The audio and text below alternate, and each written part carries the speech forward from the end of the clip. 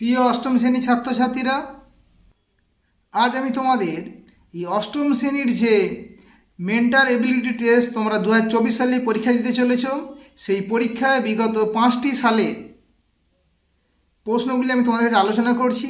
তার আগে আমি কীভাবে পরীক্ষা দেবে কিছু নিয়মকানুন আমি তোমাদেরকে বলছি। তোমরা আমার ক্লাসটিকে মন দিয়ে শোনো। ক্লাসটি ভালো লাগলে তোমরা শেয়ার করবে এবং ক্লাসটি সাবস্ক্রাইব করে নেবে। তোমাদের পূর্ণমান হচ্ছে 90, সময় থাকবে 90 মিনিট, অর্থাৎ পরীক্ষাটা শুরু হবে সকাল 10টা 30 থেকে দুপুর 12টা।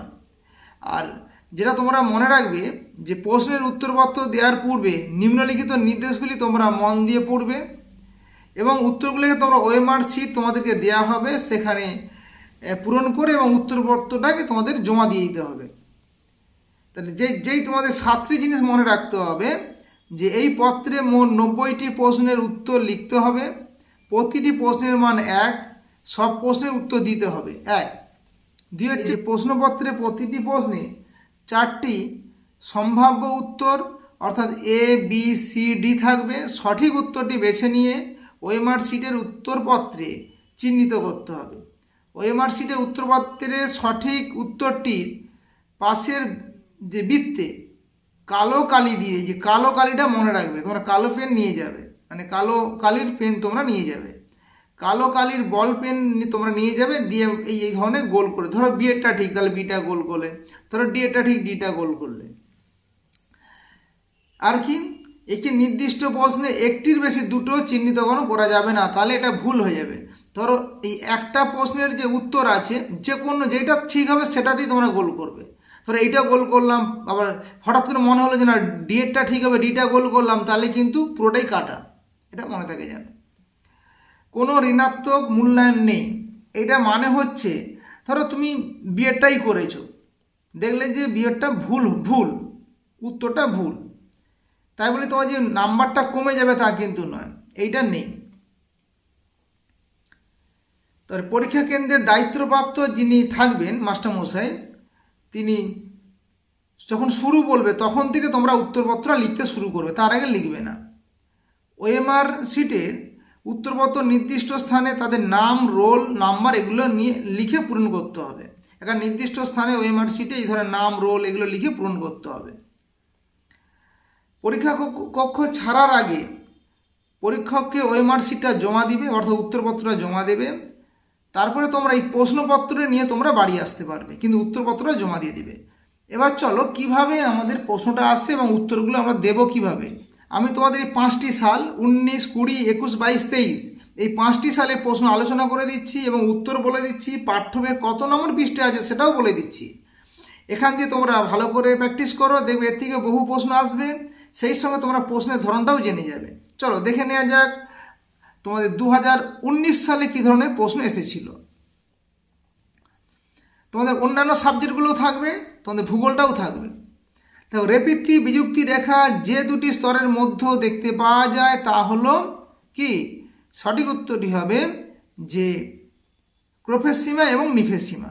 এই ক্রোফের সীমা এবং নিফের সীমার মাঝখানে রেপিতি বিযুক্তি রেখা দেখতে পাওয়া যায়। তাহলে বাকিগুলো দেখো, ধরো পরীক্ষা এবার 24 সালে এলো যে শিয়াল সীমার মাঝখানে যদি আসে আমরা কি লিখব, আমরা লিখব কনরাড বিযুক্তি রেখা। যদি কেন্দ্রমণ্ডল গুরুমণ্ডলের মাঝখানে আসে তাহলে লিখব গুটেনবার্গ বিযুক্তি রেখা। যদি ভূত্বক এবং গুরুমণ্ডলের মাঝখানে আসে তাহলে কিন্তু আমরা লিখব মোহরভিসিকি বিযুক্তি রেখা। তাহলে তোমরা এটা খাতায় টুকে নাও এবং এইটা তোমাদের পাঠ্যবই 5 নম্বর পৃষ্ঠায় আছে, দেখে নাও। দ্বিতীয় প্রশ্ন, ভূমিকম্পের কেন্দ্রের সবচেয়ে নিকটবর্তী ভূপৃষ্ঠস্থ স্থানটি হল উপকেন্দ্র, প্রতিপাত উপকেন্দ্র, হটস্পট, ত্রিপাত জংশন। এই সঠিক উত্তরই তোমাদের পাঠ্য বইয়ের 14 পৃষ্ঠায় রয়েছে। সঠিক উত্তরটি হবে উপকেন্দ্র। এরপর আসছি আমরা, নিম্নলিখিত কোন শিলাটি রূপান্তরিত শিলা? কয়লা, মার্বেল, চুনাপাথর, বেলে পাথর। এই উত্তরটি তোমাদের পাঠ্য বইয়ের 23 পৃষ্ঠায় রয়েছে। সঠিক উত্তরটি হবে মার্বেল। তোমাদের 90টা প্রশ্ন থাকবে, তা 18টা থাকবে তোমাদের এই ভূগোল থেকে। পরের প্রশ্ন, উত্তর পূর্ব আয়নবায়ু ও দক্ষিণ পূর্ব আয়নবায়ুর মিলিত অঞ্চলকে কি বলে? এই উত্তরটি তোমাদের পাঠ্যবই 35 পৃষ্ঠায় আছে, দেখে নাও। উত্তরটি বলে আইটিসিজেড, আইটিসিজেড বলা হয়, অর্থাৎ ইন্টার টপিক্যাল কনভার্জেন্স জোন, আন্তঃক্রান্তীয় অভিসরণ অঞ্চল, এটা মনে রাখবে। আচ্ছা, এছাড়া একটু দেখে নাও, ধরো গর্জনশীল 40 হয়, যদি বলে দেয় যে কত ডিগ্রি অক্ষরেখা দেখতে পাওয়া যায়, তোমার লিখবে 40 ডিগ্রি দক্ষিণ, এখানে অক্ষরেখা দেখতে পাওয়া যায়, এটা হচ্ছে পশ্চিমা বায়ু। আর ক্রোধন্বয় পঞ্চশিরা হচ্ছে 50 ডিগ্রি, এটাও হচ্ছে পশ্চিমা বায়ুর ফলে হয়। আর অশ্ব অক্ষাংশ হচ্ছে তোমার 25 থেকে 35 ডিগ্রি উত্তর দক্ষিণ অক্ষরেখার মধ্যে দেখতে পাওয়া যায়, এটা মনে রাখবেন। এরপর আসছি আমরা যে কোন বৃষ্টিপাত 4 o'clock রেনফল নামে পরিচিত। এই উত্তরটি তোমাদের পাঠ্য বইয়ে 53 পৃষ্ঠায় রয়েছে। সঠিক উত্তরটি হবে পরিচলন বৃষ্টিপাত। তারপরে আসছি বৃষ্টিপাত মাপক যন্ত্রটির নাম কি। এই উত্তরটি তোমাদের পাঠ্য বইয়ে 49 পৃষ্ঠায় রয়েছে। উত্তরটি হবে রেন গজ। এই রেন গজ হচ্ছে বৃষ্টিপাত মাপার যন্ত্র।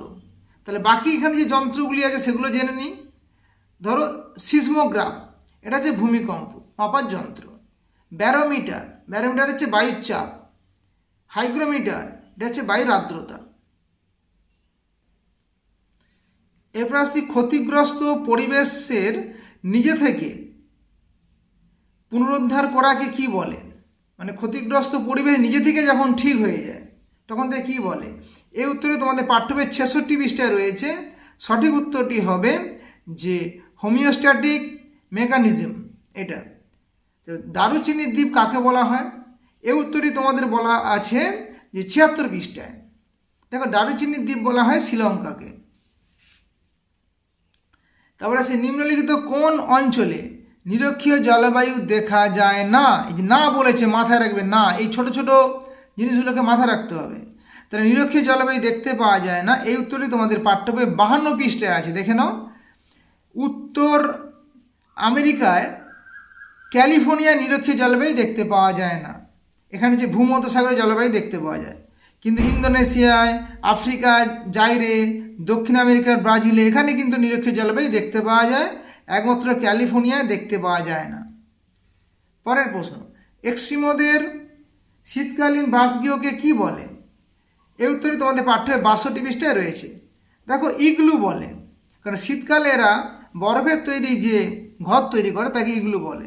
তাহলে বাকি যে দুটি আছে আমার টিউপিক, টিউপিক হচ্ছে সিল মাছের চামড়া দিয়ে তৈরি, এটা হচ্ছে তোমার গ্রীষ্মকালে, গ্রীষ্মকালে হচ্ছে টিউপিক বলে। আর কায়াক হচ্ছে কি, কায়াক হচ্ছে সিল মাছের চামড়া দিয়ে তৈরি একটি নৌকাকে এরা কায়াক বলে। বাকি দুটো তোমরা লিখে রাখবে বা দেখে রাখবে, পরীক্ষা আসতে পারে। বিখ্যাত পোল্ডার ভূমি দেখতে পাওয়া যায় কোন দেশে। এই উত্তরটি তোমাদের পাঠ্য বইয়ে 134 পৃষ্ঠা আছে, তবে এটা ক্লাস 7-এর বইতে আছে। কারণ তোমাদের যে 8 থেকেই প্রশ্ন থাকবে এমন নয়, 7থেও কিন্তু আমি দেখেছি যে কয়েকটি সালে 3 থেকে 4টি প্রশ্ন এসেছে। তাই সপ্তম শ্রেণীতেও তোমরা একটু দেখে রাখবে বইটা। তাহলে এই পোল্ডার ভূমি দেখতে পাওয়া যায় নেদারল্যান্ডে। তারপরে ভূমধ্যসাগরে আলোকস্তম্ভ কোন আগ্নেয়গিরিকে বলা হয়। এই উত্তরে তোমাদের পাঠ্য বইয়ে 12 পৃষ্ঠায় রয়েছে। সঠিক উত্তরটি হবে ইটালির স্তম্ভলিকে বলছি ভূমধ্যসাগরে আলোকস্তম্ভ। মৃত্যু উপত্যকা অবস্থিত কোথায়। এই উত্তরটি তোমাদের পাঠ্য বই 81 পৃষ্ঠায় রয়েছে। উত্তরটি হবে রকি পর্বতমালায়।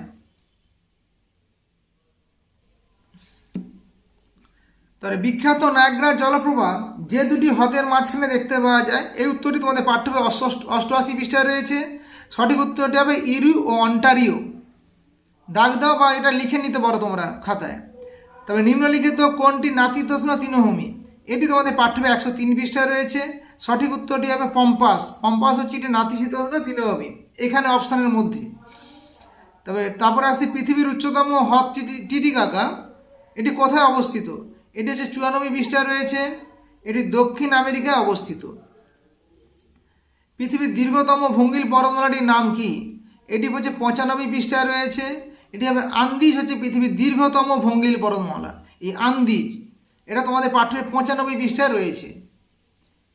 তবে 90 নম্বর দাগের প্রশ্নটি হচ্ছে পৃথিবীর দীর্ঘতম প্রবাল প্রাচীর গ্রেট ব্যারিয়ার রিফ অস্ট্রেলিয়া অবস্থিত, এটি দেখা যায় অস্ট্রেলিয়ার কোন দিকে? এই উত্তরটি তোমাদের পাঠ্য বই 111 পৃষ্ঠায় রয়েছে। সঠিক উত্তরটি হবে অস্ট্রেলিয়ার উত্তর পূর্ব উপকূল বরাবর এটি দেখতে পাওয়া যায়। এরপর আসছে আমরা 2020 সালের প্রশ্ন। এই 20 সালের প্রশ্নে যে প্রথমে যেটি আছে যে পৃথিবীর অভ্যন্তরভাগের কোন স্তরের ঘনত্ব সবচেয়ে বেশি? এই উত্তরটি তোমাদের পাঠ্য বই 6 পৃষ্ঠায় রয়েছে। ঘনত্ব সবচেয়ে বেশি এই চারটির মধ্যে হচ্ছে অন্তঃকেন্দ্র মণ্ডলে। তাহলে অন্তঃকেন্দ্র মণ্ডলটি সঠিক, এটা ওএমআর শিটে ওই সি এর দাগেটা গোল করে দিবে। তারপরে হিমালয় পর্বতের উৎপত্তি শুরু হয়েছে, এই উত্তরে তোমাদের পাঠ্য বইয়ে তোমাদের দেখো 9 পৃষ্ঠা রয়েছে। ওখানে কিন্তু উত্তরটা রয়েছে 1 থেকে 2.5 কোটি বছর এর মধ্যে, মানে আগে। তাহলে এখানে যদি সবচেয়ে কম অপশানটা আছে কত, যে 7 কোটি বছর আগে, তাহলে এটা তোমরা করবে। পরের প্রশ্ন, কাঠিন্য অনুযায়ী সবচেয়ে কম কাঠিন্যের খনিজটির নাম কি? মানে খনিজটি হলো কি? উত্তরটি তোমাদের পাঠ্য বই 26 পৃষ্ঠা রয়েছে। সঠিক উত্তরটি হবে এরটা ট্লাঙ্ক। এই ট্লাঙ্ক হচ্ছে সবচেয়ে কম কাঠিন্যযুক্ত খনিজ, এর কাঠিন্যের মান হচ্ছে 1। আর হিরের হচ্ছে সবচেয়ে বেশি, তার মান হচ্ছে 10। তাহলে বেশি বললে হবে হিরে, কম বললে হবে ট্লাঙ্ক। এর হচ্ছে 1, হিরের 10। এবার এখানে বলে রাখি যে খনিজের কাঠিন্যের পরিমাপের স্কেলটিকে বলা হয় মোহ স্কেল, যার সূচক থাকে 1 থেকে 10। এটা মনে রাখবে। পরের প্রশ্ন, ভূমিকম্পের উৎস ও তীব্রতা পরিমাপ করা হয় ড্যাশ যন্ত্রে? উত্তরটি তোমাদের পাঠ্যের 15 পৃষ্ঠায় রয়েছে। সঠিক উত্তরটি হবে ভূমিকম্পের উৎস ও তীব্রতা পরিমাপ করা হয় সিসমোগ্রাফ, এই সিসমোগ্রাফ যন্ত্রের সাহায্যে। এখানে অপশান অনুযায়ী বলছি। তারপরে উত্তর গোলার্ধে পশ্চিমা বায়ুকে প্রবাহিত হতে দেখতে পাওয়া যায় কোন দিকে? উত্তরটি 35 পৃষ্ঠায় রয়েছে। উত্তরটি হবে দক্ষিণ পশ্চিম থেকে উত্তর পূর্ব দিকে। এটা ভালো করে মনে রাখো। রকি পর্বতের পূর্ব ঢাল বরাবর যে উষ্ণ স্থানীয় বায়ু প্রবাহিত হয় তাকে কি বলে? এই উত্তরটি তোমাদের পাঠ্য বই 85 পৃষ্ঠায় রয়েছে। উত্তরটি হবে চিনুক বলে। তবে পিগমি উপজাতির আদিবাসীরা মূলত বসবাস করে কোন জলবায়ু অঞ্চলে? এই উত্তরটি তোমাদের পাঠ্য বই 54 পৃষ্ঠায় রয়েছে।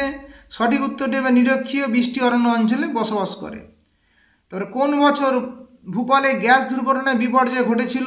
এই উত্তরটি 69 পৃষ্ঠায় রয়েছে। সঠিক উত্তরটি হবে 1984 সালে।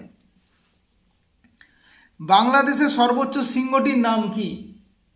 তাহলে এই উত্তরটি তোমাদের পাঠ্যে 75 পৃষ্ঠায় রয়েছে। বাংলাদেশের সর্বোচ্চ শৃঙ্গটির নাম হচ্ছে কেওকাডাং। এছাড়া এই যে কুলাকাংড়ি আছে, এটা ভুটানে আছে।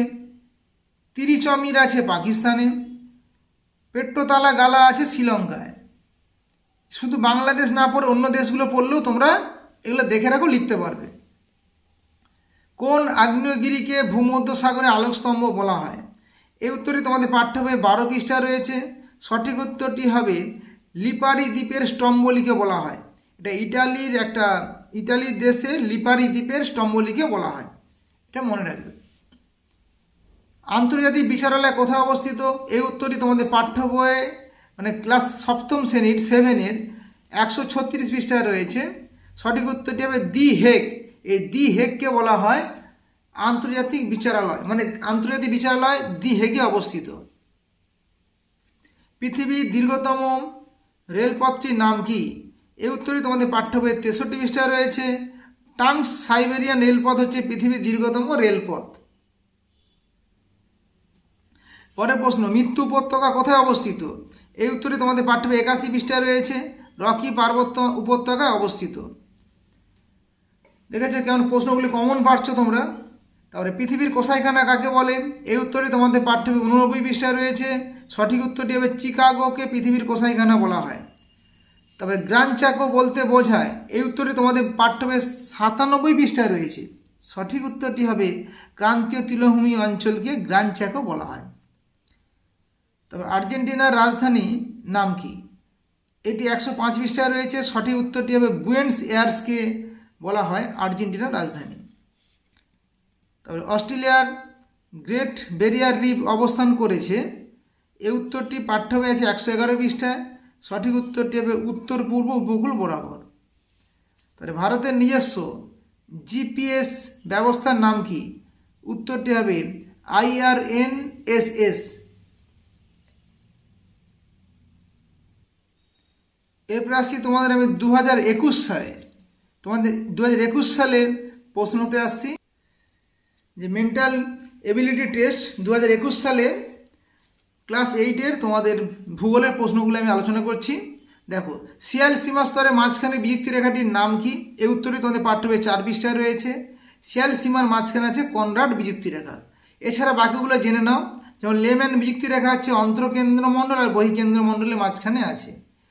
রেপেত্রি হচ্ছে প্রোফেসিমার নিফেসিমার মাঝখানে আছে। গুটেনবার্গ আছে গুরুমণ্ডল আর কেন্দ্রমণ্ডলের মাঝখানে আছে। তারপরে যে আগ্নেয়গিরি থেকে CO2 গ্যাস নির্গত হয় তাকে কি বলে? তাকে বলছে আমরা মফিটিস বলা হয়। এছাড়া বাকি যে গ্যাসগুলি নির্গত হয় একটু জেনে নাও, যেমন স্যাফিয়নি হচ্ছে বোরিক অ্যাসিড যদি নির্গত হয় আগ্নেয়গিরি থেকে, তাকে স্যাফিয়নি বলা হয়। এগুলো লিখে নাও খাতায়, যে কোনো একটা আসতে পারে। ফিউমারোল হচ্ছে জলীয় বাষ্প, আর নানা ধরনের যদি গ্যাস নির্গত হয় তাকে হচ্ছে ফিউমারোল বলা হয়। আর সালফারাটা হচ্ছে যখন সালফার বাষ্প নির্গত হয় তখন সালফারাটা বলা হয়। তবে রূপান্তরিত শিলায় গঠিত বিখ্যাত স্থাপত্য নিদর্শনের নাম কি? এই উত্তরটি তোমাদের পাঠ্য বইয়ে 24 পৃষ্ঠায় রয়েছে। দেখো, রূপান্তরিত শিলায় গঠিত হয়েছে যেমন তাজমহল, যেমন চুনাপাথর রূপান্তরিত হয়ে মার্বেলে পরিণত হয়েছে, সেই মার্বেল পাথর দিয়ে কিন্তু তাজমহল তৈরি হয়েছে। আর লাল কেল্লা হচ্ছে তোমাদের বেলে পাথর, এটা মনে রাখবে। তারপরে আসছি আমরা যে উত্তর পূর্ব আয়নবায়ু ও দক্ষিণ পূর্ব আয়নবায়ুর মিলিত অঞ্চলকে কি বলে? এই উত্তরটি তোমাদের পাঠ্য বইয়ে 35 পৃষ্ঠায় রয়েছে। সঠিক উত্তরটি হবে ITCZ, মানে ইন্টার টপিক্যাল কনভার্জেন্স জোন, অর্থাৎ আন্তঃক্রান্তীয় অভিসরণ অঞ্চল। তারপরে আসছি আমরা যে নিম্নলিখিতগুলির মধ্যে কোনটি অধঃক্ষেপণ নয়? এই উত্তরটি তোমাদের পাঠ্য বইয়ে 49 পৃষ্ঠায় রয়েছে। দেখো, তুষারপাত, সিল্ট, কুয়াশা, গুঁড়ি বৃষ্টি, এই কুয়াশা হচ্ছে অধঃক্ষেপণ নয়। কারণ অধঃক্ষেপণ আমরা তাকেই বলবো যেগুলি মাধ্যাকর্ষণ শক্তি টানে উপর থেকে নিচের দিকে পড়বে। তাহলে তুষারপাত পড়ছে, সিল্ট পড়ছে, গুঁড়ি বৃষ্টি হচ্ছে, কিন্তু কুয়াশা হচ্ছে না। কুয়াশা হচ্ছে ভূপৃষ্ঠের মধ্যে, মানে নিম্ন স্তরে কিন্তু এটা ঘটে থাকে। তাই কুয়াশা হচ্ছে অধঃক্ষেপণ নয়। এটি তোমাদের পাঠ্য বইয়ে 49 পৃষ্ঠায় রয়েছে। তারপরে ক্যারিবিয়ান সাগরে সৃষ্ট ঘূর্ণিঝড়কে কি বলা হয়? এই উত্তরটি তোমাদের পাঠ্য বইয়ে 48 পৃষ্ঠায় রয়েছে। 48 পৃষ্ঠা ভালো করে দেখে নাও। দেখো, ক্যারিবিয়ান সাগরে সৃষ্টি ঘূর্ণিঝড়কে হ্যারিকেন বলা হয়। তাহলে এখানে সি এর উত্তরটি সঠিক। এবার আমি বলি, তাহলে টর্নেডো কি? টর্নেডো হচ্ছে স্থলভাগের বিধ্বংসী ঘূর্ণিঝড়। এই টর্নেডোকে আমরা আমেরিকা যুক্তরাষ্ট্রে টুইস্টার বলি, এটাও জেনে রাখো। আর টাইফুন হচ্ছে পূর্ব চীন সাগরে টাইফুন ঘটে থাকে। ধরো ক্যারিবিয়ান না দিয়ে যদি পূর্ব চীন সাগর বলে তাহলে টাইফুন তোমরা দেবে। যদি উইলি বলে তাহলে উত্তর অস্ট্রেলিয়ায় উইলি ঘূর্ণিঝড় দেখতে পাওয়া যায়। তাহলে এটাও তোমরা খাতায় লিখে রাখো। এরপরে পরিষ্কার আবহাওয়া নির্দেশ করে যে মেঘ, এটি তোমাদের পাঠ্য বইয়ে 44 পৃষ্ঠায় রয়েছে। তাহলে কিউমুলাস মেঘ হচ্ছে পরিষ্কার আকাশ নির্দেশ করে। তাহলে বাকি আকাশগুলি সম্পর্কে জেনে রাখি। স্ট্যাটাস মেঘ হচ্ছে এখানে পর্বতারোহী ও বিমান চলাচলের পক্ষে অসুবিধা হয়, ঠিক আছে, কারণ পাহাড়ের উপরে একটা মেঘ হয়, ফলে এটা অসুবিধা হয়। তারপরে নিম্ন স্ট্যাটাস হচ্ছে খারাপ মেঘের মানে খারাপ আবহাওয়ার নির্দেশ দেয়, এটা মনে রাখবে। আর কিউমুলো নিম্বাস হচ্ছে গম্বুজের মতন দেখতে, এখানে বজ্র বিদ্যুৎ সহ বৃষ্টিপাত হয়, তাই কিউমুলো নিম্বাসকে বজ্রমেঘ বলা হয়। এগুলো তোমরা দেখে রাখবে। তাই বিশ্বের বৃহত্তম স্থলবর্গীয় বনভূমিটির নাম কি? এই উত্তরটি তোমাদের পাঠ্য বইয়ে আছে 86 পৃষ্ঠায়, ক্লাস 7-এ আছে 94 পৃষ্ঠায়। তাহলে পৃথিবীর বৃহত্তম স্থলবর্গীয় বনভূমির নাম হচ্ছে তৈগা, তাহলে এরটা সঠিক। বাকিগুলো জেনে রাখো, যেমন ক্যাম্পোস, ব্রাজিলের সাভানা তৃণভূমিকে ক্যাম্পোস বলে, লিখে রাখো। পেইরি, উত্তর আমেরিকার নাতিশীতোষ্ণ তৃণভূমিকে পেইরি বলে। সেলভা, পৃথিবীর বৃহত্তম চিরসবুজ অরণ্যকে সেলভা বলে। তাহলে ভূপালে গ্যাস দুর্ঘটনার জন্য দায়ী প্রধান উপাদানটির নাম কি? এটা হচ্ছে 69 পৃষ্ঠায় রয়েছে। প্রধান যে গ্যাসটি বা উপাদানটির নাম হচ্ছে MIC, অর্থাৎ মিথাইল আইসোসায়ানাইড। তাহলে ডি এর উত্তরটা সঠিক, দাগ দাও, ডি এর উত্তরটা সঠিক। তারপরে যার জন্য ডিজিজ অফ ড্যান্সিং ক্যাট, রোগটি হয়, অর্থাৎ মিনামাটা রোগটি হয়, মানে মিনামাটায় রোগটি জাপানে দেখতে পাওয়া যায়। এই রোগটি আরেকটির নাম হচ্ছে ওইটা, মানে ড্যান্সিং ক্যাট আর কি। সেটা হচ্ছে পারদ দূষণের ফলে হয়। ঠিক আছে, তাহলে বাকি যেগুলো আছে আমরা জেনে নিই। ফ্লোরাইড হচ্ছে ফ্লোরোসিস, আর্সেনিক হচ্ছে ব্ল্যাকফুট ডিজিজ, আর ক্যাডমিয়াম হচ্ছে ইথাই ইথাই। ঠিক আছে, এই চারটে তোমার ভালো করে জেনে রাখো, এখান থেকে প্রশ্ন আসে। তারপরে আসছি আমরা এস্কিমোদের গ্রীষ্মকালীন বাসগৃহকে কি বলে। এই উত্তরে তোমাদের পাঠ্যবে ৬২ পৃষ্ঠায় রয়েছে। দেখো, গ্রীষ্মকালীন ঘরকে আমরা বলছি টিউপিক। তাহলে টিউপিক তোমরা দাগ দাও, মানে বিয়েরটা সঠিক। এছাড়া বাকিগুলো আমরা জেনে নেব। যেমন ইগলু হচ্ছে শীতকালীন বরফের ঘরকে ইগলু বলে। আর কায়ার হচ্ছে সিল মাছের চামড়া দিয়ে তৈরি নৌকাকে কায়ার বলে। জেনে নিলাম এগুলো বাকিগুলো। এরপর আসছি দারুচিনি দ্বীপ কাকে বলে বা কোন দেশকে বলে। এই উত্তরে তোমাদের পাঠ্যবে ৭৬ পৃষ্ঠায় রয়েছে। দেখো, দারুচিনি দ্বীপ বলা হয় শ্রীলঙ্কাকে। সেই সঙ্গে তোমাদের বলে রাখি যে শ্রীলঙ্কায় কিন্তু গ্রাফাইট উৎপাদন বেশি হয়, তাই গ্রাফাইট উৎপাদন শ্রীলঙ্কায় কিন্তু পৃথিবীতে প্রথম স্থান অধিকার করেছে, এটাও তোমরা জেনে রাখবে। আমার এই ক্লাসটি ভালো লাগলে তোমরা অবশ্যই সাবস্ক্রাইব করবে এবং বন্ধুদেরকে শেয়ার করবে। এরপর আসছি নিম্নলিখিত নদীগুলির মধ্যে কোনটির উৎসস্থল রকি পার্বত্য অঞ্চল। এই উত্তরটি তোমাদের পাঠ্যবে ৮৪ পৃষ্ঠায় রয়েছে। যে নদীগুলি আছে এর মধ্যে যে কলোরাডো নদীর উৎপত্তি স্থল হচ্ছে রকি পার্বত্য অঞ্চল, এবং সেন্ট লরেন্স হচ্ছে অন্টারিও হ্রদ উৎপত্তি স্থল, আর আমাজন হচ্ছে আন্দিজ পর্বতের মিসমি শৃঙ্গ। কিন্তু এখানে রকি পার্বত্য অঞ্চল যেহেতু বলেছে, তাহলে কলোরাডো নদীটি হবে। তবে নায়াগ্রা জলপ্রপাতটি যে দুটি হ্রদের মাঝখানে অবস্থিত। এই উত্তরটি তোমাদের পাঠ্যবে ৮৮ পৃষ্ঠায় রয়েছে। সঠিক উত্তরটি হবে ইরি ও অন্টারিও। তার বিশ্বের রাবার শিল্পের রাজধানী কোন শহরকে বলা হয়। এই উত্তরটি তোমাদের পাঠ্যবে ৮৯ পৃষ্ঠায় রয়েছে। সঠিক উত্তরটি হবে বিয়েরটা অ্যাক্রনকে বলা হয়। যেমন শিকাগো হচ্ছে পৃথিবীর কোষাইখানা বলা হয়। ডেট্রয়েট হচ্ছে আমাদের বৃহৎ মোটরগাড়ি নির্মাণ কেন্দ্র। তাহলে বাকি দুটো তোমরা জেনে রাখো। পরের প্রশ্ন, দক্ষিণ আমেরিকার নাতিশীতোষ্ণ মরুভূমিটির নাম কি। উত্তরটি তোমাদের পাঠ্যবে ১০২ পৃষ্ঠায় রয়েছে। তবে আমার যেটা মনে হয়, বা ১০২ পৃষ্ঠায় তোমরা গিয়ে দেখবে যে প্যাটাগোনিয়াকে বলা হয়। প্যাটাগোনিয়া এই মরুভূমিটাকে বলা হয়, কিন্তু এখানে অপশান অনুযায়ী তোমরা বলতে পারো আটাকামা, কিন্তু সঠিক উত্তরটি কিন্তু প্যাটাগোনিয়া। তারপর ইউরোপের দীর্ঘতম নদীটির নাম কি। এই উত্তরটি তোমাদের ক্লাস ৭ম শ্রেণীর ১২৫ পৃষ্ঠায় রয়েছে। আমি প্রথমেই বলেছি যে ক্লাস ৭ম থেকেও কিছু প্রশ্ন আসে। তাহলে ইউরোপের দীর্ঘতম নদীর নাম হচ্ছে ভলগা নদী। তবে অস্ট্রেলিয়ার আয়ার রক গঠিত হয়েছে কোন শিলা দিয়ে। এই উত্তরটি তোমাদের পাঠ্যবে ১১১ পৃষ্ঠায় রয়েছে। সঠিক উত্তরটি হবে লাল বেলে পাথর দিয়ে গঠিত হয়েছে। এরপর আমি তোমাদের যে মেন্টাল এবিলিটি টেস্ট, অর্থাৎ ওয়েস্ট বেঙ্গল সরকারের ক্লাস 8-এ যে প্রশ্নটি আছে, মানে স্কলারশিপ প্রশ্নটি বা পরীক্ষাটি আছে, সেটা ২০২২ সালে আমি তোমাদের প্রশ্নগুলি আলোচনা করছি। দেখো, দক্ষিণ গোলার্ধে বড়দিন কোন ঋতুতে পালন করা হয়।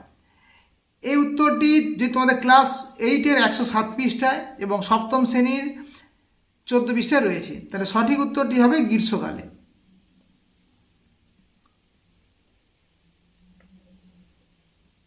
তারপরে আসি পৃথিবীর ছাদ নামে পরিচিত কে। উত্তরটি ৪১ পৃষ্ঠায় রয়েছে। পৃথিবীর ছাদ বলা হয় পামির মালভূমিকে। তার বিখ্যাত গিরিখাত তৈরি হয় নদীর ড্যাশ প্রবাহে। এই উত্তরটি তোমাদের ৭ম শ্রেণীর ৫৪ পৃষ্ঠায় রয়েছে। সঠিক উত্তরটি হবে উচ্চ বা পার্বত্য প্রবাহে গিরিখাত তৈরি হয়। তারপরে কোন স্থানে স্থানীয় সময় যখন বিকেল ৪টে, তখন ক্রোনোমিটারে সময় ওই দিনের সকাল ৬টা। স্থানটি দ্রাঘিমাগত। এই যে 4টে অপশান দিয়ে আছে, ১৬০ ডিগ্রি পশ্চিম, ১৫০ ডিগ্রি পশ্চিম, ১৫০ ডিগ্রি পূর্ব, ৩০ ডিগ্রি পূর্ব। তাহলে উত্তরটা আমরা কিভাবে করব, চলো দেখে নেওয়া যাক। দেখো, আমি এইভাবে একটা ছক করেছি তোমাদের বোঝানোর জন্য। ধরো ক্রোনোমিটার অর্থাৎ গ্রিনিচ মান কত, 0 ডিগ্রি। এখানে বলেছে সকাল 6টা, বোঝা গেছে। আবার বলেছে কোনো স্থান বিকাল 4টে, তাহলে বিকাল মানে কি এগিয়ে গেছে, তাহলে বিকাল 4টে। তাহলে এগিয়ে গেছে মানে কি স্থানটি পূর্ব দিকে হবে, তাই এদিকটা পূর্ব গোলার্ধ, পূর্ব দিকে হয়েছে। এবার কোনো মিটারে তো 15 ডিগ্রিতে কোনো মিটার তো 0 ডিগ্রি, তাহলে সেখানে 6 ঘর 6টা, তারপরে 15 ডিগ্রি, 30, 45, 60, 75 ডিগ্রি, 90 ডিগ্রি, 105, 120, 135, 150। কারণ আমি 15 ডিগ্রি অন্তর অন্তর নিয়ে নিলাম, কারণ 15 ডিগ্রি পার্থক্যের সময় পার্থক্য হয় কত, 1 ঘন্টা। তাহলে সকাল 6টা, তারপরে আসছে কত 15 ডিগ্রি পার্থক্য, মানে 0 ডিগ্রির পরে 15 ডিগ্রি, 7টা, সকাল 8টা, সকাল 9টা, সকাল 10টা, সকাল 11টা, সকাল 12টা, মানে দুপুর 12টা। তারপরে দেখো 105 চলে আসছে, দুপুর 1টা, দুপুর 2টো, তারপর বিকাল 3টে, বিকাল 4টে। তাহলে বিকাল 4টে হয়েছে কত, 150 ডিগ্রি পূর্ব। কারণ আমি এভাবে তোমাদের ছক করে বুঝিয়ে দিয়েছি যে এইটা হচ্ছে AM, এটা হচ্ছে PM, তাহলে এটা হচ্ছে বিকাল 4টে। তাহলে বিকাল 4টে মানে 150 ডিগ্রি পূর্ব, কারণ 15 ডিগ্রি সময়ের পার্থক্য হচ্ছে 1 ঘন্টা, আর 1 ডিগ্রির জন্য 4 মিনিট। তাহলে 1 ডিগ্রির জন্য কত মিনিট, 4 মিনিট। তাহলে 15 ডিগ্রির জন্য কত, 4 × 15 সমান 4 × 15 কত, 60, 4 × 15 60 মিনিট। তাহলে 60 মিনিট মানে 1 ঘন্টা, তাহলে 15 ডিগ্রি মানে 1 ঘন্টা। তাহলে এভাবে যদি আমরা প্রথমে যদি ডিগ্রিগুলো লিখে ফেলি, তার নিচে যদি আমরা 1 ঘন্টা করে দিই, তাহলে আমরা সহজে কিন্তু চট জলদি অঙ্কটা করে নিতে পারবো এবং সহজে বোঝা যাবে। এভাবে তোমরা খাতায় টুকে নাও। তাহলে সঠিক উত্তরটি হবে 150 ডিগ্রি পূর্ব। তারপরে আসছি, ক্ষতিগ্রস্ত পরিবেশে নিজে থেকে পুনরুদ্ধার করাকে বলা হয়, এই উত্তরটি 66 পৃষ্ঠায় রয়েছে। সঠিক উত্তরটি হবে হোমিওস্ট্যাটিক মেকানিজম। তারপরে এশিয়া মহাদেশে একটি উত্তরবাহিনী নদীর নাম হলো, এটি তোমাদের 7ম শ্রেণী 88 পৃষ্ঠায় রয়েছে। সঠিক উত্তরটি হবে ওব নদী। তারপরে মনুষ্য সৃষ্টি বিখ্যাত জলপথ হলো সুয়েজ খাল, এটি যুক্ত করেছে 7ম শ্রেণীতে আছে 84 পৃষ্ঠায়, দেখে নাও। এটা ভূমধ্য সাগর আর লোহিত সাগরকে যুক্ত করেছে। তারপরে আন্তর্জাতিক বিচারালয় ড্যাশ শহরে অবস্থিত, এটি উত্তর হবে দ্য হেগ শহরে অবস্থিত। তাহলে প্রাথমিক তরঙ্গ প্রবাহিত হতে পারে যে মাধ্যমের দ্বারা, এটি তোমাদের পাঠ্য বইয়ে 14 পৃষ্ঠায় রয়েছে। সঠিক উত্তরটি হবে তরল, কঠিন, গ্যাসীয়, অর্থাৎ উপরে সবকটি ঠিক। তাহলে প্রাথমিক বা পি তরঙ্গ কিন্তু এই 3টের মধ্যে দিয়ে যেতে পারে। তারপর মহী সঞ্চালন তত্ত্বের প্রথম প্রবক্তাকে, এই উত্তরটি তোমাদের পাঠ্য বইয়ে 7 পৃষ্ঠায় রয়েছে। উত্তরটি হবে আলফ্রেড ওয়েগনার। তবে জীবাশ্ম দেখতে পাওয়া যায় কোন শিলায়, এই উত্তরটি তোমাদের পাঠ্য বইয়ে 22 পৃষ্ঠায় রয়েছে। সঠিক উত্তরটি হবে পাললিক শিলায় জীবাশ্ম দেখতে পাওয়া যায়। তারপরে মৌসুমী বায়ু হলো এক প্রকার কি ধরনের বায়ু, এটি 39 পৃষ্ঠায় রয়েছে। সঠিক উত্তরটি হবে সাময়িক বায়ু। পরে প্রশ্ন, বৃষ্টিপাত পরিমাপ করা হয় কোন যন্ত্রের সাহায্যে, এই উত্তরটি তোমাদের পাঠ্য বইয়ে 49 পৃষ্ঠায় রয়েছে। সঠিক উত্তরটি হবে রেন গজ। তারপরে এক্সকিমোদের শীতকালীন বাসগৃহকে কি বলা হয়, এটি 62 পৃষ্ঠায় রয়েছে। শীতকালীন বাসগৃহকে বলা হয়, অর্থাৎ বরফের তৈরি ঘরকে বলা হয় ইগলু। তারপরে চিপকো আন্দোলন কত সালে হয়েছিল, এই উত্তরটি 71 পৃষ্ঠায় রয়েছে। সঠিক উত্তরটি হবে 1973 সালে চিপকো আন্দোলন হয়েছিল। তাই নেপালের প্রধান নদীটির নাম কি, এই উত্তরটি তোমাদের পাঠ্য বইয়ে 74 পৃষ্ঠায় রয়েছে। সঠিক উত্তরটি হবে নেপালের প্রধান নদী হচ্ছে কালীগণ্ডক নদী। পৃথিবীর কোষাইখানা কাকে বলে, এই উত্তরটি তোমাদের পাঠ্য বইয়ে 89 পৃষ্ঠায় রয়েছে। সঠিক উত্তরটি হবে চিকাগো শহরকে পৃথিবীর কোষাইখানা বলা হয়। পম্পাস তৃণভূমির পশুচারণ ভূমিকে কি বলা হয়, এই উত্তরটি 106 পৃষ্ঠায় রয়েছে। সঠিক উত্তরটি হবে এস্টেনসিয়া। সঠিক উত্তরটি হবে এস্টেনসিয়া বলা হয়। ভিডিওটি ভালো লাগলে বন্ধুদেরকে শেয়ার করবে এবং CRD জিওগ্রাফি ক্লাস চ্যানেলটিকে অবশ্যই সাবস্ক্রাইব করে নেবে। এরপরে আসছি ওয়েস্ট বেঙ্গল সরকারের যে তোমাদের 8ম শ্রেণীর যে মেন্টাল এবিলিটি টেস্ট, অর্থাৎ যে স্কলারশিপ পরীক্ষাটি, আমি 2023 সালে প্রশ্নটি আলোচনা করছি। দেখো, মহাবিশ্ব দিনটি হলো, এটা তোমাদের 7ম শ্রেণী থেকে দিয়েছে প্রশ্নটি। আমি বলেছি 7ম শ্রেণী দিয়ে কিছু প্রশ্ন থাকবে। তাহলে মহাবিশ্ব বলা হয় 21শে মার্চকে। তোমরা এর উত্তরটি সঠিক, ওই মার্কশিটে এটি কালো পেন দিয়ে গোল করে দিবে। তবে ভারতের প্রমাণ দ্রাঘিমা হচ্ছে, এটাও 7ম শ্রেণী 27 পৃষ্ঠা থেকে দিয়েছে। ভারতের প্রমাণ দ্রাঘিমা হচ্ছে 82 ডিগ্রি 30 মিনিট পূর্ব, অর্থাৎ এর উত্তরটি সঠিক। বায়ুর চাপ মাপা হয় যে যন্ত্রের সাহায্যে, এই উত্তরটি হচ্ছে তোমাদের পাঠ্য বইয়ে মানে সপ্তম শ্রেণী 31 পৃষ্ঠায় রয়েছে। এটি সঠিক উত্তরটি হবে বাই চাপ মাপা হয় ব্যারোমিটার যন্ত্রের সাহায্যে। তারপরে পৃথিবীর বৃহত্তম উচ্চ মালভূমি কোনটি? এটিও তোমাদের সপ্তম শ্রেণীর 40 পৃষ্ঠায় রয়েছে উত্তরটি। পৃথিবীর বৃহত্তম উচ্চতম মালভূমিটির নাম হচ্ছে তোমার তিব্বত মালভূমি হচ্ছে বৃহত্তম মালভূমি, আর উচ্চতম হচ্ছে পামির মালভূমি। ঠিক আছে, আর বৃহত্তম বললে তিব্বত, আর উচ্চতম যদি আলাদা করে থাকে তাহলে পামির মালভূমি। পৃথিবীর ছাদ বলা হয় পামিরকে, একটু মনে রাখবে। তারপরে নিম্নলিখিত যে নদীতে বদ্বীপ নেই, এখানে অপশানের মধ্যে এটাও সপ্তম শ্রেণীতে আছে, সপ্তম শ্রেণীতে আছে। তা বদ্বীপ নেই হচ্ছে তোমাদের সপ্তম শ্রেণীর 57 পৃষ্ঠায়। দেখো দেখো আমাজন নদীতে বদ্বীপ নেই, তাহলে আমাজন নদীটি সঠিক। আগ্নেয় শিলার একটি উদাহরণ কি? এটি তোমাদের পাঠ্য বইয়ে 20 পৃষ্ঠায় রয়েছে। তাহলে আগ্নেয় শিলার উদাহরণ হলো বেলে পাথর, চুনা পাথর, কয়লা, গ্রানাইট। তাহলে সঠিক উত্তরটি হবে গ্রানাইট, অর্থাৎ ডি এর উত্তরটি সঠিক। ব্ল্যাকফুট ব্যাধির সৃষ্টির কারণ, এটি তোমাদের সপ্তম শ্রেণী 70 পৃষ্ঠায় রয়েছে। তবে ব্ল্যাকফুট হচ্ছে আর্সেনিক দূষণের ফলে হয়। আফ্রিকা মহাদেশের সর্বোচ্চ শৃঙ্গটি, এটাও তোমাদের সপ্তম শ্রেণীর 104 পৃষ্ঠায় রয়েছে। সঠিক উত্তরটি হবে আফ্রিকার সবচেয়ে উঁচু শৃঙ্গ হচ্ছে কিলিমাঞ্জারো, যার উচ্চতা হচ্ছে 5895 মিটার।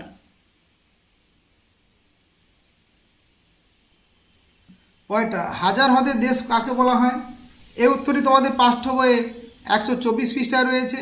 সঠিক উত্তরটি হবে ফিনল্যান্ডকে হাজার হ্রদের দেশ বলা হয়, কারণ এখানে 35,000-এর বেশি হ্রদ রয়েছে, মনে রাখবে। তাই ভূপৃষ্ঠ থেকে ভূ অভ্যন্তরের দিকে উষ্ণতার বৃদ্ধির হার কত? এই উত্তরটি তোমাদের পাঠ্য বই 1 নম্বর পৃষ্ঠায় রয়েছে। দেখো প্রতি 33 মিটার গভীরতায় 1 ডিগ্রি সেন্টিগ্রেড হারে উষ্ণতা বৃদ্ধি পায়। তাহলে 33 মিটার গভীরতায় 1 ডিগ্রি সেন্টিগ্রেড হারে উষ্ণতা বৃদ্ধি পায়, দাগ দিয়ে নাও। তবে সান আন্দ্রিস চ্যুতি হলো এক ধরনের, কী ধরনের চ্যুতি? এটা 9 পৃষ্ঠায় রয়েছে পাঠ্য বইয়ে। এটা হচ্ছে ট্রান্সফর্ম চ্যুতি, ঠিক আছে, বা নিরপেক্ষ চ্যুতি বলা হয়। তবে পম্পেরো এই স্থানীয় বায়ুটি প্রবাহিত হয় ড্যাশ তৃণভূমি অঞ্চলে, একটি 105 পৃষ্ঠায় রয়েছে। এটা হচ্ছে পম্পাস তৃণভূমি অঞ্চলে। পরেরটা আসি, কোন মেঘ বাম্পি ক্লাউড নামে পরিচিত? এটি 43 পৃষ্ঠায় রয়েছে। সঠিক উত্তরটি হবে স্ট্র্যাটোকিউমুলাস মেঘ। সর্বাধিক জীববৈচিত্র্য লক্ষ্য করা যায় কোন জলবায়ু অঞ্চলে? এটি 53 পৃষ্ঠায় রয়েছে। দেখো নিরক্ষীয় জলবায়ু অঞ্চলে সর্বাধিক জীববৈচিত্র্য লক্ষ্য করা যায়। তারপরে কোন সালে ভোপালে গ্যাস দুর্ঘটনা ঘটেছিল? এটি 69 পৃষ্ঠায় রয়েছে। সঠিক উত্তরটি হবে 1984 সালে। ভারত ও শ্রীলঙ্কার মাঝে যে প্রণালীটি রয়েছে তা হলো, এটি 73 পৃষ্ঠায় রয়েছে। সঠিক উত্তরটি হবে পক প্রণালী। পৃথিবীর বৃহত্তম মোটর গাড়ির নির্মাণ কেন্দ্রটি কোথায় অবস্থিত? এটি 89 পৃষ্ঠায় রয়েছে পাঠ্য বইয়ে। সঠিক উত্তরটি হবে ডেট্রয়েট, অর্থাৎ সি এর উত্তরটি সঠিক। তারপরে অস্ট্রেলিয়ার পার্কল্যান্ড সাভানা হলো এক প্রকার কি? এটি 115 পৃষ্ঠায় রয়েছে। সঠিক উত্তরটি হবে ক্রান্তীয় তৃণভূমি। আজ এ পর্যন্ত তোমরা আমার এই সিআরডি জিওগ্রাফি ক্লাস চ্যানেলটিকে সাবস্ক্রাইব করে নেবে এবং বন্ধুদেরকে এই ভিডিওটি অবশ্যই পাঠাবে, কারণ এখানে শুধু তোমরা এই মেন্টাল এবিলিটি টেস্টের প্রশ্ন শুধু নয়, ক্লাস অষ্টম শ্রেণীর যে অ্যানুয়াল পরীক্ষা দিকেও কিন্তু অনেক প্রশ্নের দিকে থাকতে পারে। তাই তোমরা আমার এই ক্লাসটিকে মন দিয়ে শুনবে, ভিডিওটি না টেনে, এবং প্রতিটি প্রশ্ন তোমরা খাতায় লিখে নেবে। ভালো থেকো, সুস্থ থেকো।